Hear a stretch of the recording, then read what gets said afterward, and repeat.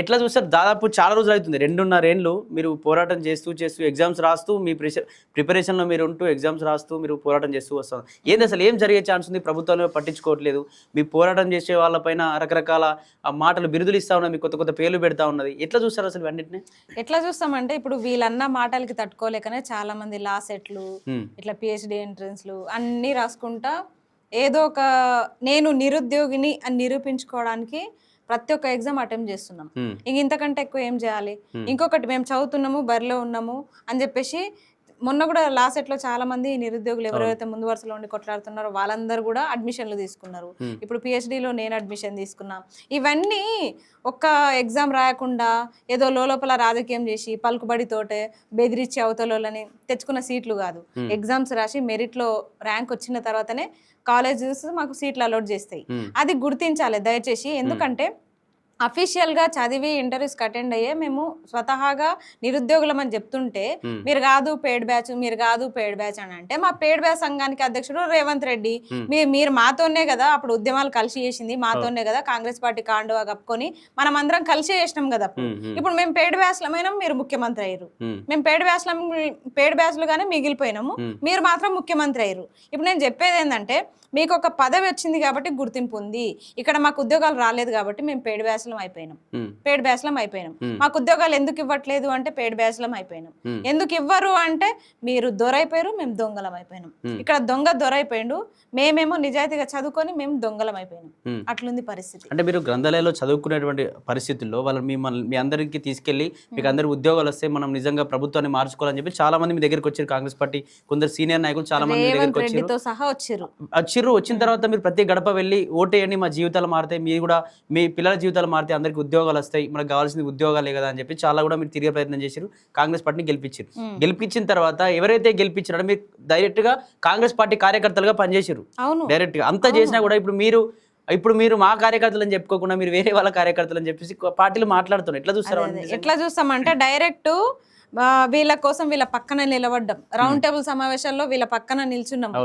వీళ్ళు అంటే నా సాదాసీదాగా అంటే ముఖ్యమంత్రి పదవి, విద్యాశాఖ మంత్రి పదవి, హోం మంత్రి పదవి ఇవి లేనప్పుడు ఆయన పక్కనే కూర్చున్నాము, ఆయనతో పాటే నిల్చొని మాట్లాడినాము, మాతో పాటే తిన్నాడు, మేము దాగిన వాటర్ బాటిలే దాగిండు, అట్లా ఉన్నోడు ఈ రోజు మమ్మల్ని పేడ్ బ్యాచ్ అని అంటున్నాడు.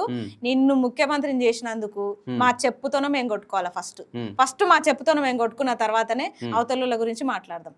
ఎందుకంటే ఆ రోజు నీలాంటి దొంగని నమ్మి మేము మోసపోయిందే కాక తెలంగాణ ప్రజలందరినీ మేము మోసం చేసినాం. ఈరోజు తెలంగాణ ప్రజలందరితోటి మేము ఓట్లు వేయించినాము. అబద్ధం అని చెప్పిస్తాడా? ఇప్పుడు అవసరం తీరింది కాబట్టి వీళ్ళేం చేసిరు అంటాడు. నాకు తెలుసు, ఎందుకంటే ఈ ఎమ్మెల్సీలు వీళ్ళని కలవడానికి వెళ్ళినప్పుడు వీళ్ళు ఒకటే మాట మాట్లాడతారు, మీరేం నాకు ఓటు వేయలే, నేను నామినేటెడ్ ఎమ్మెల్సీని, మీరేం నాకు ఓటు వేయలే అని ఒక ఆయన అంటాడు. ఇంకొక ఆయన నువ్వు నా జిల్లా కాదు, నువ్వు నాకు ఓటు వేయలేదని ఇంకొక ఆయన అంటాడు. ఇట్లా వీళ్ళు మమ్మల్ని కించపరుస్తుంటారు అన్నట్టు. అంటే మీకు కాదు రేవంత్ రెడ్డికి ఓటు వేయలేదా మేము అంటే మా ఓటు ఎటుపోయింది? మరి మా ఓటు ఎటుపోయింది? మా ఓట్లు పడందే మీరు ఎమ్మెల్సీలు అయ్యారా, మా ఓట్లు పడందే మీరు ముఖ్యమంత్రులు అయ్యారా, మా ఓట్లు పడందే ఈరోజు కాంగ్రెస్ పార్టీ అధికారంలోకి ఉందా? ఇష్టం వచ్చినట్టు మాట్లాడుతున్నారు. మాటలు మాట్లాడండి ఇంకొక 2 సంవత్సరాలు. ఆ తర్వాత మేము ఎట్లయితే ప్రచారాలు చేసినామో ఇక మీదట మాత్రం చెప్పము, కాంగ్రెస్ పార్టీకి ఓటేయండి అని మాత్రం చెప్పము. ఆ ప్రసక్తి అయితే లేదు. ఎవరికి వేయండి అని కూడా మేము చెప్పము, ఎందుకంటే ఎవరి మీద మాకు నమ్మకాలు లేవు. ఎంతసేపటికి మాకు కొన్ని ఆర్థిక స్తోమతలు సరిగ్గా లేక కొన్ని పార్టీలు పెట్టే సభలకు మేము వెళ్ళిండొచ్చు, అంత మాత్రాన అక్కడ కాంగ్రెస్ పార్టీ కండువాన్ని తొక్కినట్టు కాదు, ఇంకొక పార్టీ కండువాన్ని నెత్తి మీద పెట్టుకున్నట్టు కాదు. మేమేం పోయి అక్కడ బీఆర్ఎస్కి ఓటేయలే, అక్కడ ఎన్నికలు జరగలేదు సరూర్నగర్ స్టేడియంలో. వీళ్ళు ఒక అపోహల బతుకుతున్నారు, పింక్ పేడ్ బ్యాచ్లం అని చెప్పేసి మా మీద పోస్టర్లే క్రియేట్ చేసి వేస్తున్నారు. మేము పింక్ పేడ్ బ్యాచ్లమే అయితే ఆ రోజు కాంగ్రెస్ పార్టీ పేడ్ బ్యాచ్లమా? ఆ రోజు కాంగ్రెస్ పార్టీ కండువా కప్పుకొని దర్జాగా తిరిగినాం కదా. ఇప్పుడు బీఆర్ఎస్ పార్టీ కండువా కప్పుకోలేదు, మాకు ఆ ఉద్దేశం లేదు. మీరు గన కప్తారా తీసుకొచ్చి, మీరు గన మమ్మల్ని తీసుకుపోయి తెలంగాణ భవన్లో కాంగ్రెస్ పార్టీ నుంచి బీఆర్ఎస్ పార్టీలోకి నిరుద్యోగులు 30 లక్షల మంది నిరుద్యోగులను తీసుకుపోయి బీఆర్ఎస్ పార్టీలో కలుపుతారా? మీరే కలపండి తీసుకుపోయి. అప్పుడు మీరు వాడుకున్నారు, ఇప్పుడు మీరు వాడుకోండి అని చెప్పేసి బీఆర్ఎస్ వాళ్ళకి చెప్తున్నారు. ఇక్కడ మీరు మంచిగానే ఉన్నారు, మమ్మల్ని వాడుకోండి అని మీరు హితోపదేశం చేస్తున్నారా బీఆర్ఎస్ పార్టీకి? అట్లే ఉంది. ఇక్కడ ఎన్నికల సమయంలో బీఆర్ఎస్ పార్టీని ఓడించడం కోసం కాంగ్రెస్ పార్టీ పెద్ద ఎత్తున ఉద్యమకాలను ముందేసుకున్నది, తర్వాత నిరుద్యోగులను కూడా ముందేసుకుని మీ అందరికి ఖచ్చితంగా మన జీవితాలు మారుతాయని చెప్పి మిమ్మల్ని మీకు సపోర్ట్గా ఉన్నటువంటి వ్యక్తులే వాళ్ళే ఇప్పుడు అసలు వీళ్ళు ఎవరు నిరుద్యోగులు గారు రోడ్ల మీద కనిపించే ఏ ఒక్క ఫేస్ చదువుకునే ఫేస్ కాదు, అసలు వీళ్ళు ఏ ఎంట్రన్స్ ఎగ్జామ్స్ రాసిరు, వీళ్ళు హాల్ టికెట్లు అసలు ఉన్నాయా, వీళ్ళు ఎక్కడ ప్రిపేర్ అవుతారు అని చెప్పేసి వాళ్ళు మాట్లాడే మాటలు ఎట్లా అనిపిస్తాయి అవన్నీ చూసినప్పుడు? ఈ రోజు బీఆర్ఎస్ గవర్నమెంట్ లో ఉన్నప్పుడు పొద్దున ఒక స్టేట్మెంట్ వచ్చింది, 37 మంది ఫేక్ సర్టిఫికెట్లు ఉన్నాయి అని చెప్పేసి జనరల్ జైల్లో జూనియర్ లెక్చరర్లకి 37 మందికి ఫేక్ సర్టిఫికెట్లు ఉన్నాయని చెప్పేసి. ఆ రోజు మెయిన్ బీఆర్ఎస్ మీద వ్యతిరేకత ఎందుకు వచ్చిందో తెలుసా మాకు? జూనియర్ లెక్చరర్స్ ని ఒక 4000 మందిని తీసుకుపోయి రెగ్యులర్ చేసారు, 3000 మంది చిల్లరని తీసుకుపోయి రెగ్యులర్ చేసారు. మేము ప్రిపరేషన్లో ఉన్నాము కానీ సీనియారిటీని ఆధారంగా చేసుకొని రెగ్యులర్ చేసారు బీఆర్ఎస్ పార్టీలు. అప్పుడు మాకు ఎంత మండిందంటే, అంటే నా ప్రిపరేషన్ ఏంది, నా కథ ఏంది, నేనేం చేయాలి చదువుకొని, నా సర్టిఫికెట్లు ఏం కావాలి, నా సర్టిఫికెట్లు లామినేషన్ చేయకపోతే చినిగిపోతున్నాయి, అట్లాంటి పరిస్థితికి వచ్చినాయి. అయినా నాకు ఉద్యోగం వస్తలేదు. ఆ బాధలు ఏం చేసినాము, ఆహా మీరు ఇట్లా చేస్తారా అని చెప్పేసి అవుట్ అండ్ రెడ్గా కండువా కప్పుకొని మరి కాంగ్రెస్ పార్టీకి ప్రచారం చేసినప్పుడు తర్వాత మేము పెయిడ్ బ్యాచ్లం అయిపోయినాం. ఓకే, అప్పుడు వాళ్ళు చేసినది ఏంటంటే, వాళ్ళు ఎవ్వరు కూడా మమ్మల్ని అనలే. 30 లక్షల మంది నిరుద్యోగులు అవుట్ అండ్ రెడ్గా ఆపోజిట్ అయిపోయినాం. 10 సంవత్సరాల నుంచి నోటిఫికేషన్ లేదు అట్లని చెప్పేసి కాంగ్రెస్ పార్టీకి సపోర్ట్ చేసినాము. ఇప్పుడు వీళ్ళందరూ ఏమంటారు, లైబ్రరీకి వచ్చిన వాళ్ళు, మాతో పాటు వచ్చిన వాళ్ళు, వీళ్ళు నిరుద్యోగులే కాదంటే మీరు నాయకులా? ఆ రోజు డాక్టర్ చదువు చదువుతున్న బల్మూర్ అన్న మీరు నిరుద్యోగి కదా, ఆ రోజు మేము మిమ్మల్ని నిరుద్యోగిగానే స్వీకరించినాం. ఆ రోజు లీడర్ అవుతారని మాకు తెలియదు, మాకు అస్సలు తెలియదు, మీరు ఎమ్మెల్సీ అవుతారని మేము కళ కూడా కనలేదు.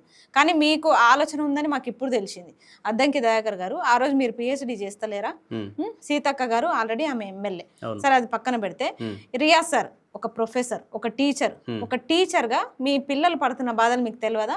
కోదండరామ్ సార్ అయితే ఇంకా మరి ఘోరం. అసలు ఆయన అయితే తెలంగాణ ఉద్యమంలో కూడా విద్యార్థులతో కలిసి చేసిన మనిషి. ప్రతి దశలో ఆయన ఉన్న ఒక పెద్ద మేధావి. ఆ మేధావితనం ఎటుపోయిందో, మట్టిలో కొట్టుకుపోయిందో అర్థమైతలేదు. ఈ రోజు ఆయన చూస్తేనే పళ్ళు పట్టపట్ట కొరకాలన్నంత కోపం వస్తుంది. అట్లాంటి స్థితిలో ఆయన దిగజారిపోయిండు. అసలు ఒక పదవి దాహంలో, ఒక పదవి వ్యామోహంలో మీరు మీ ఉనికిని కోల్పోయారు, మీ వ్యక్తిత్వాన్ని కోల్పోయారు. కోదండరామ్ సార్ మాతో కలిసి రిలే నిరాహార దీక్షలు చేసిన వ్యక్తి తెలంగాణ ఉద్యమంలో. ఈ రోజు ఎక్కడ పోయిందబ్బా మీ వ్యక్తిత్వం, ఎక్కడ పోయింది? మీ ఎమ్మెల్సీ పదవి కోసం నిరుద్యోగుల జీవితాన్ని తాకట్టు పెట్టిరు. మీరు ఒక ఎమ్మెల్సీ పదవిని వదిలేయలేరా? ప్రొఫెసర్ గా చాలా సంపాదించుకున్నారు కదా, ఒక రిటైర్డ్ టీచర్ మీరు. ఇంకా అంతకంటే మించి ఏం సంపాదించుకుంటారు? కోట్ల మంది అభిమానాన్ని సంపాదించుకున్నారు, తెలంగాణ ప్రజల అభిమానాన్ని సంపాదించుకున్నారు. ఈ రోజు మీరు సంపాదించుకునే డబ్బు కంటే మీరు సంపాదించుకున్న అభిమానం మీరు కోల్పోతున్నారు. అది మీరు గుర్తించట్లే. వీళ్ళంతా దొంగలు, మా చుట్టూ మాకు అందుబాటులో ఉన్న దొంగలు వీళ్ళంతా. వీళ్ళు దొంగలండి, మమ్మల్ని నిరుద్యోగులు కాదంటే వీళ్ళు ఫేస్ టు ఫేస్ మాట్లాడలేరు. మాకు ఇట్లా మైకుల ముందే మేము వచ్చి డిబేట్లలో మేము మాట్లాడడానికి ఇప్పుడు సిద్ధంగా ఉన్నాం. కానీ వీళ్ళు మాత్రం అస్మా వస్తుందంటే డిబేట్కి రారు. ఎక్కువ మాట్లాడితే ఆమె నిరుద్యోగి కాదు, మేము రాము. జూబ్లీహిల్స్ లో పోటీ చేసింది, మేము రాము. ఎందుకు? నీకు దమ్ముంటే అదే మాట నా ముందు వచ్చి డిబేట్ లో కూర్చొని చెప్పు. నువ్వు నిరుద్యోగి కాదు, నువ్వు ఎమ్మెల్యేగా పోటీ చేసినావు, నువ్వు ఎందుకు పోటీ చేసినావు, నేను ఉద్యోగాలు ఇవ్వనందుకు నువ్వు పోటీ చేసినావా, బలిసి పోటీ చేసినావా? అప్పుడు తెలుస్తుంది కదా. నువ్వు రాకుండా ఫోన్లలో నేను రాను, ఆమె వస్తే నేను రాను అంటే నువ్వు పిరికోడివి. ఫస్ట్ నువ్వు పిరికోడివి అయి ఉండి నాతో డిబేట్ లో కూర్చొని మాట్లాడే దమ్ము లేక, నువ్వు ఉద్యోగాలు ఇచ్చినా నువ్వు చెప్పలేక, నీకు అసలు అర్హత లేక నువ్వు నన్ను నిరుద్యోగి కాదంటే ఏం చేస్తాం? దవడ పండ్లు రాలగొడతాం. ఇప్పటి నుంచి ఇన్ని రోజులు సైలెంట్గా ఉన్నాం. అసలు ఈ టెంప్టింగ్ లోనే నేను కూడా ఎంట్రన్స్ రాసిన, అసలు నాకు అవసరమే లేకుండే. పిహెచ్డి ఎంట్రన్స్ రాసిన, ఓకే సెలెక్ట్ అయినా, ఇంటర్వ్యూ సెలెక్ట్ అయినా, ఆ తర్వాత మెరిట్లో ఉన్నా, నాకు పిహెచ్డి సీట్ వచ్చింది. ఇప్పుడు అది అబద్ధమా? ఇప్పుడు నేను నిరుద్యోగిని కాదా? చెప్పమని చెప్పండి. దమ్ముంటారా? ఎవరు చెప్తాడో రా. సెంట్రల్ యూనివర్సిటీకి రా. ఇప్పుడు ఓయూ నుంచి ఇప్పుడు హెచ్యూకి వెళ్ళినా కదా, రా. నువ్వు దమ్ముంటారా? ఎవడో చెప్పటం నువ్వు నిరుద్యోగి కాదని. నీ లెక్క ఏమైనా దొంగ సీట్లు తెచ్చుకున్నానా? ఇదే ఉస్మానియా యూనివర్సిటీలో ఒక్క మార్క్ వచ్చినోడు, ఇప్పుడున్న నాయకుడు ఒక్క మార్క్ వచ్చినోడు కూడా పిహెచ్డి చేస్తున్నాడు, కాంగ్రెస్ పార్టీ నాయకుడు. ఆ నాయకుడు ఇప్పుడు నల్గొండలో ఎమ్మెల్సీగా నిలబడతాడట. ఆయనకి ఇప్పుడు మా నిరుద్యోగులు ఓట్లు వేయాలనా? ఎట్లా వేస్తారు ఓట్లు? నీకు మాకు జమీన్ ఆస్మాన్ ఫరక్ ఉంది. నువ్వు నన్ను నిరుద్యోగి కాదంటే ఎట్లా? నువ్వు దొంగ నాయకుడివి, నువ్వు దొంగ నాయకుడు. మీరంతా కాంగ్రెస్ వాళ్ళంతా దొంగ నాయకులు. మమ్మల్ని అడుగున వాడుకొని ఈ రోజు మా మీద, మా శవాల మీద మీరు కుర్చీలు వేసుకొని కూర్చున్నారు. మీరు మమ్మల్ని నిరుద్యోగులు కాదంటే మాత్రం ఇప్పటి నుంచి మూతి పండ్లు రాలుతాయి. ఏ నాయకుడని చూడం, ఏ ఎమ్మెల్యేని చూడం ఇప్పటి నుంచి.